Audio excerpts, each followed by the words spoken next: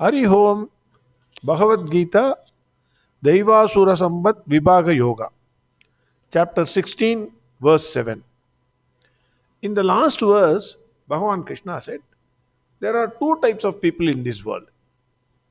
One who are born with Devi Sambats, and the other of Asuric type. Hey Arjuna, I told you elaborately about the Devi Sambats in the first three verses. Now listen to me on Asuric nature of the people. Verse 7. Pravrittim cha nivrittim cha janana vidurasuraga na shaucham na bichacharaga na satyam teshu vidyate. Swami Dayananda Saraswati says, Pravrittim cha nivrittim cha janana vidurasuraga. Asura type of people do not know what is to be done and what is to be refrained from. Assuming even if they know, they do not give heed to their knowledge. Swami Dayananda Saraswati gives the example of a thief. A thief, any thief will know that he should not steal. Otherwise, why he is running? Or why he is coming in the night? Nowadays, they are coming in the daylight. They don't want to get their sleep disturbed. But they know, otherwise they won't run. A thief knows he should not steal, but still steals. Swami Dayananda Saraswati quotes Adi Shankara here, who connects with the means for gaining Purusharthas, Artha, Kama or Moksha. There is something to be done and something not to be done to achieve the desired ends. Asuras, they don't bother about these things because they don't know what is to be done and what not to be done. Na Shaucham, Asura type of people lack cleanliness. Mainly their mind is unclean. For example, they do not know how to avoid hatred. Then Bhagavan says, Na Acharaha. They lack religious discipline and hence proper conduct in interactions with the world outside. Then finally Bhagavan says, Na Satyam. They are untruthful. Swami Dayananda Saraswati says, no person can tell only one lie in this world. Never. To protect that one lie, that person has to tell thousands of lies or multiple lies. Adi Shankara calls these people as Mayavis, that is, deceitful people. They are Anarthavadis, those who speak untruth. Swami Chinmayananda says, he gives the psychology first. We are responsible for what we are. I repeat, we are responsible for what we are. The beginning of degeneration is ignorance of what is noble and what is ignoble. Since Asura type of people are ignorant about the greater truths of life, they are incapacitated to discriminate between what is right and what is wrong. According to Swamiji, action means intelligent piece of work undertaken and pursued with right motives so as to gain a better inner satisfaction. The inner satisfaction is more important. So you undertake a piece of work, you pursue it with the right motive, so you gain, after your completion of the work, you gain satisfaction. Examples are religious work, selfless service, etc. Inaction means forbidding from striving in the right channels. Swami Chinmayananda says, the list of negative tendencies starts with ignorance. Both action and inaction, in this case, are due to ignorance. Then Swami Chinmayananda says, the inner cleanliness and outer cleanliness, both are connected. Both will not be there for the Asuric type of people. Swamiji says, A person who is ignorant and lacks inner cleanliness, his conduct in the outside world cannot be a decent one. Behavior is nothing but an expression of your mind. Hence, Bhagwan Krishna says, in Asuras, good conduct is conspicuously absent. Swami Chinmayananda says, a man who is confused about what is right and wrong, who lacks internal and external cleanliness, who fails in his conduct, he cannot maintain truthfulness in his words. This is what Swami Chinmayananda says. I want to I want to say I want to quote Kanchi Paramacharya's explanation on Privritti and Nivritti alone. Pravrittim cha nivrittim cha, that alone. Janana vidurasuraga. Kanchi Paramacharya says, Vedas show two paths for human beings. All human beings are not having the same mentality. So people are different. So Vedas show two different paths. One is Pravritti Marg and the other is Nivritti Marg. Leading the life of a householder in accordance with Dharma is Pravritti Marg.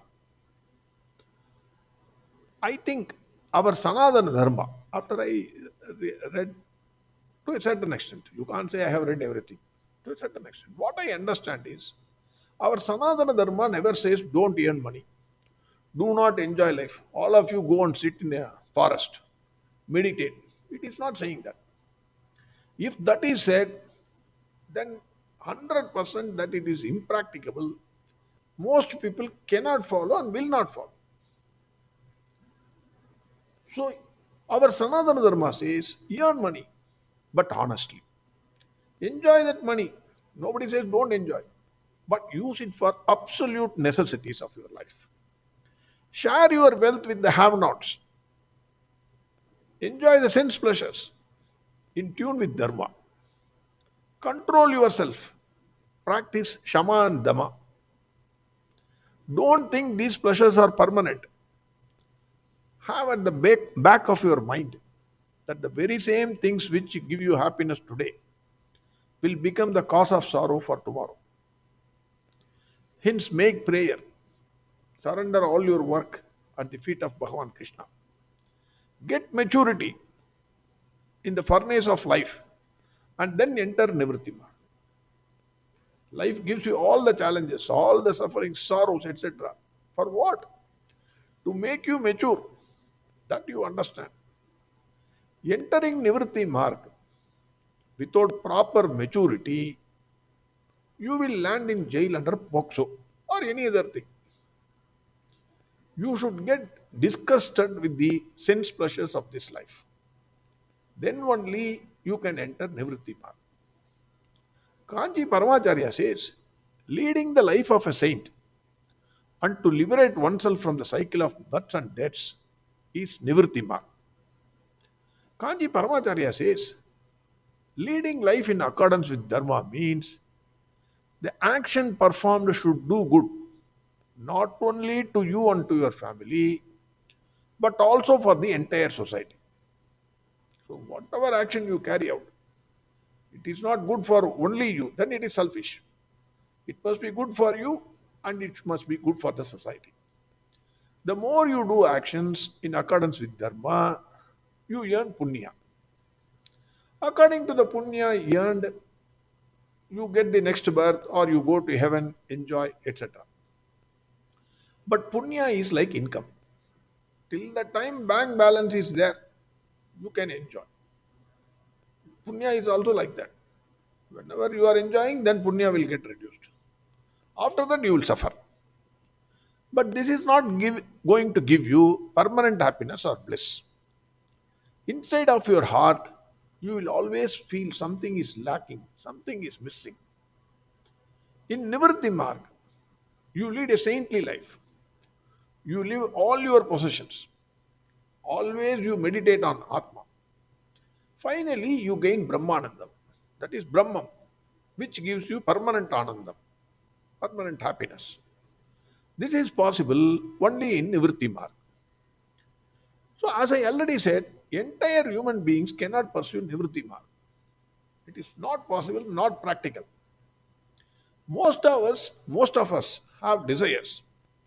And to satisfy our desires, the vasanas, we have to go out in the world and work. By simply sitting, Paramacharya says, by simply sitting in your home, you cannot fulfill your desires. If you have desires, you have to go out in the world and work. Actions are required to achieve the goals. Then Kanji Paramacharya says, the word pravritti can be split as pravritti, that is going out continuously. The word nivritti it is nivritti. It is opposite of pravritti, that is coming back to the same place. If you go out of your house for work, you come back in the evening dead tired. Similarly, in pravritti marg, to fulfill your desires, you go out in the world and seek those desires in accordance with dharma. A day will come in which you will realize that these desires are not going to give permanent happiness. What am I doing? I have wasted my life. I am wasting my life. You get tired of all these worldly pleasures. Then quietly you enter the nivritti marg. That is, sit, inquire, meditate into Atma, which is your true home. You are coming back to your true home. Kanji Paramacharya said more on this, pravritti and nivritti marg. But for our purpose, we will leave it with this. There may be, as usual, some translation errors may be there. Because what I understand, I translate. From Tamil, I translate it to English, and then I am giving it to you. So some minor translation errors may be there. So I seek his blessings and pardon for that. Hence, it seems when Bhagwan Krishna says, pravrittim cha nivrittim cha janana vidurasuraha, asuras can neither perform actions in tune with dharma as prescribed by the Vedas, nor they can go in the route of sannyasis. Neither pravritti marg they can go, nor the nivritti marg. They can neither follow karma marg, nor follow the jnana marg. If one cannot follow the karma marg, naturally he cannot follow the jnana marg. Suddenly somebody cannot jump into jnana marg. It is after crores of janmas. Matured and somebody may be immediately enter. Because our thing is continuation. Life continues even after death. After reading Kanchi Paramacharya's sayings, what I understand when Bhagwan Krishna says, pravrittim cha nivrittim cha janana vidurasuraga, what I understand is, asuras lead the life of animals. Animals are born, they eat, they grow, they procreate. Finally, they get some disease, or they become weak and die. Animals do not know what is pravritti marg and what is nivritti marg. People of Asura type, even though endowed with discriminative intellect, they lead the life of animals. That is what I think Bhagwan Krishna says. Pravrittim cha nivrittim cha janana vidurasuraga. Verse 7. Pravrittim cha nivrittim cha janana vidurasuraga na shaucham na vichacharagam na satyam teshu vidyate. Next verse we will see tomorrow. Harihom Sarvam Krishnarpanamastu.